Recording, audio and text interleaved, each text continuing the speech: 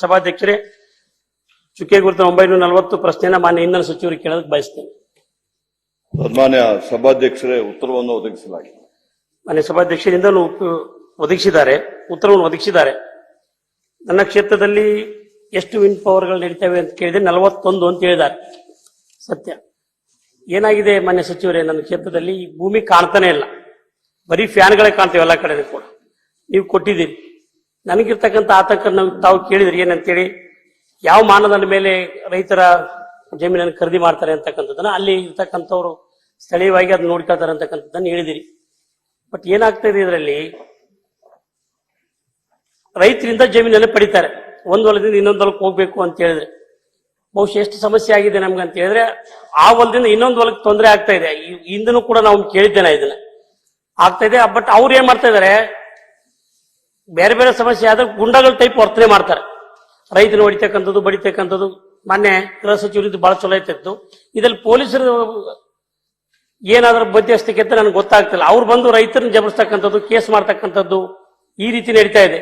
ದಯವಿಟ್ಟು ಯಾವುದೇ ತರನಾಗಿರ್ತಕ್ಕಂಥ ಇದನ್ನ ತಮ್ಮ ರೂಲ್ಸ್ ಅನ್ನ ಫಾಲೋ ಅಪ್ ಮಾಡ್ತಾ ಇಲ್ಲ. ದಯವಿಟ್ಟು ಇದನ್ನ ಕಂಟ್ರೋಲ್ ಮಾಡಬೇಕು. ರೈತರ ಇದಕ್ಕೆ ತಾವು ಬರಬೇಕು ಅಂತಕ್ಕಂಥ ವಿನಂತಿಯನ್ನ ಮಾಡಿಕೊಳ್ತೇನೆ. ಬಹಳಷ್ಟು ಯಾವುದೇ ರೂಲ್ಸ್ ಅನ್ನ ವೈಲೇಷನ್ ಮಾಡಿ ಎಲ್ಲ ಕೂಡ ನಡೀತಾ ಇವೆ. ಅದಕ್ಕೆ ಹಾಗಾಗಿ ಸಮಗ್ರವಾಗಿರ್ತಕ್ಕಂಥ ಒಂದು ಉತ್ತರ ನಾನು ತಮ್ಮಿಂದ ಬಯಸ್ತೇನೆ. ನಮ್ಮ ರಾಜ್ಯದಲ್ಲಿ ಈಗಾಗಲೇ national institute of wind energy ಅವರು ಐಡೆಂಟಿಫೈ ಮಾಡಿದ್ದಾರೆ, ಎಲ್ಲೆಲ್ಲ ನಮಗೆ ಗಾಳಿದು ಎಲ್ಲ ಕಡೆ ವಿಂಡ್ ಮಿಲ್ ಹಾಕ್ಲಿಕ್ಕೆ ಆಗೋದಿಲ್ಲ. ಕೆಲವು ಕಡೆ ಗಾಳಿ ಚೆನ್ನಾಗಿ ಬರ್ತಾ ಇದೆ, ಅಲ್ಲಿ ಅಂತ ಜಾಗದಲ್ಲಿ ಮಾಡ್ಬೇಕಾಗುತ್ತೆ. ಈಗ ಅವ್ರು ಹೇಳ್ದಂಗೆ ಅದು ಯಾರು ವಿಂಡ್ ಮಿಲ್ಲು ಹಾಕ್ತಾರೆ ಅವರು ರೈತರಿಂದ ಪರ್ಚೇಸ್ ಮಾಡ್ತಾರೆ.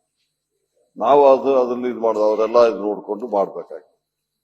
ಈಗ ಮೊದಲು ಅನುಮತಿಯನ್ನ ಇದು ಕನ್ವರ್ಷನ್ ಮಾಡ್ಬಿಟ್ಟು ತಗೋಬೇಕಾಗಿತ್ತು, ಅದು ರೆವಿನ್ಯೂ ಇದು ಮಾಡಿ. ಈಗ ನಮಗೆ ವಿದ್ಯುತ್ ಅಭಾವ ಹೋಗೋದಿಲ್ಲ. ನಾವು ಹೆಚ್ಚಿನ ಉತ್ತೇಜನ ವಿಂಡ್ ಮಿಲ್ಗೆ ಮತ್ತೆ ಸೋಲಾರಿಗೆ ಕೊಡ್ತಾ ಇದ್ವಿ. ಸೋಲಾರ್ದ ಏನ್ ತೊಂದರೆ ಅಂದಿಟ್ಬಿಟ್ರೆ ಅದು ಎಲ್ಲಾ ಟೈಮಲ್ಲಿ ಸಿಕ್ಕೋದು, ಹಗಲು ಹೊತ್ತು ಮಾತ್ರ ಸಿಗ್ತದೆ.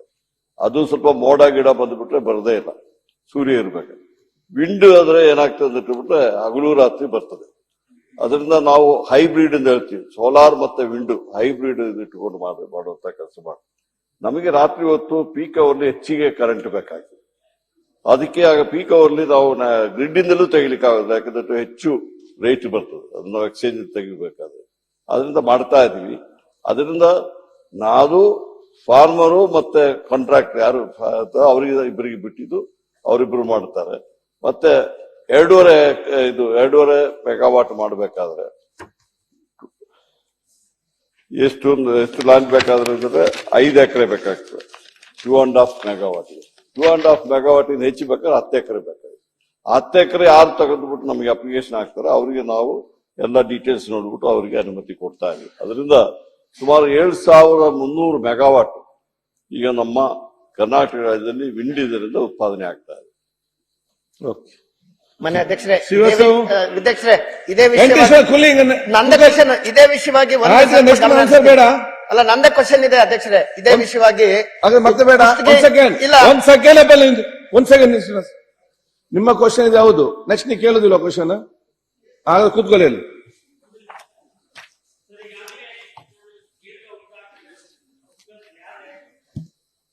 ನಮಗ್ ಸಮಸ್ಯೆ ಆಗ್ತಕ್ಕಂಥದ್ದು ರಸ್ತೆಗಳೆಲ್ಲ ಹಾಳಾಗಿ ಹೊರಟಿದ್ದಾವೆ.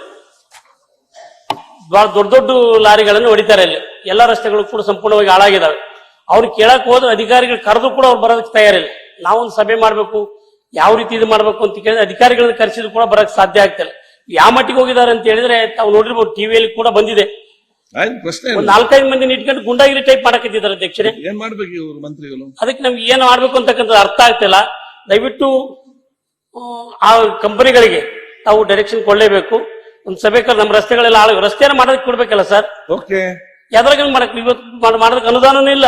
ಆ ರಸ್ತೆ ಎಲ್ಲ ಹಾಳಾಗಿ ರೈತರಿಂದ ಬಡಿಸ್ತಕ್ಕಂಥ ಹೆಚ್ಚಾಗಿ ಪೊಲೀಸರು ಬಹಳಷ್ಟು ಅದರಲ್ಲಿ ಮಧ್ಯಸ್ಥಿಕೆ ವಹಿಸಿ ಅವ್ರನ್ನ ಎದುರಿಸ್ತಕ್ಕಂಥ ಕೆಲಸ ಆಗ್ತಾ ಇದೆ.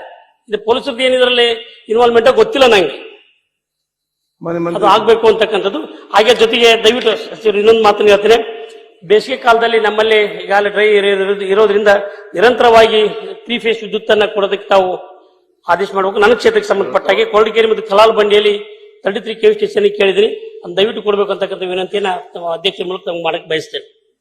ಸನ್ಮಾನ್ಯ ಸಭಾಧ್ಯಕ್ಷರೇ, ನಾನು ಸಮೇತ ಎಲ್ಲಾ ಡಿಸ್ಟ್ರಿಕ್ಟ್ಗೆ ಹೋಗಿ ರಿವ್ಯೂ ಮಾಡಿದೆ. ಕೆಲವು ಕಡೆಯಲ್ಲಿ ಕೆಲವರು ಬಂದುಬಿಟ್ಟು ಹೇಳಿದ್ರು ನನಗೆ ಪಂಚಾಯತ್ ರೋಡ್ಗಳು ಭಾರಿ ಜಾಸ್ತಿ ಸ್ಟ್ರೆಂತ್ ಇರೋದಿಲ್ಲ, ಈ ವಿಂಡ್ ಮಿಲ್ ಹೋಗ್ಬೇಕಾದ್ರೆ ದೊಡ್ಡ ಲಾರಿ ತಗೊಂಡು ಹೋಗ್ಬೇಕಾಗುತ್ತೆ, ಹಾಳಾಗ್ತದೆ. ಈಗಾಗಲೇ ಡೈರೆಕ್ಷನ್ ನಮ್ಮ ಕಡಿಲ್ MD ಡೈರೆಕ್ಷನ್ ಕೊಟ್ಟಿದ್ದೀನಿ. ಯಾರು ವಿಂಡ್ ಮಿಲ್ ಹಾಕ್ತಾರೆ ಅವರು ಆ ರೋಡ್ಗಳ ರಿಪೇರಿ ಮಾಡೋದು ಅವರ ರೆಸ್ಪಾನ್ಸಿಬಿಲಿಟಿ ಅಂತ ಹೇಳಿದ್ವಿ.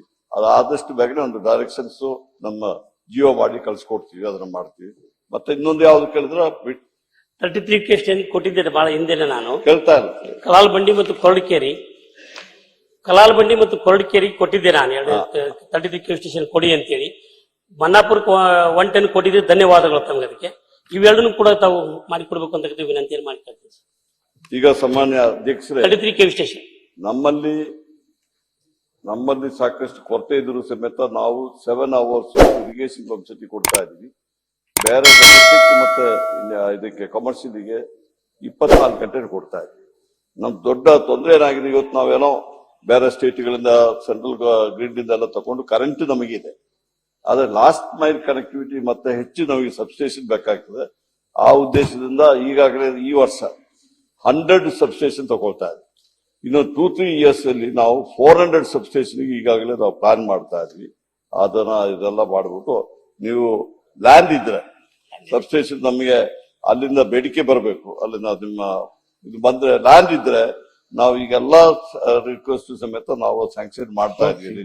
ಲೇಟೆಸ್ಟ್ ಹಾಗೂ ಇಂಟ್ರೆಸ್ಟಿಂಗ್ ಸುದ್ದಿಗಳಿಗಾಗಿ ಬಾಸ್ ಟಿವಿ ಕನ್ನಡ ಚಾನೆಲ್ ನ ಸಬ್ಸ್ಕ್ರೈಬ್ ಮಾಡಿ, ಹಾಗೆಯೇ ಬೆಲ್ ಐಕಾನ್ ಪ್ರೆಸ್ ಮಾಡಿ. ಇದರ ಜೊತೆಗೆ ಫೇಸ್ಬುಕ್, ಇನ್ಸ್ಟಾಗ್ರಾಮ್, ಎಕ್ಸ್ ನಲ್ಲೂ ಮಿಸ್ ಮಾಡದೆ ಫಾಲೋ ಮಾಡಿ.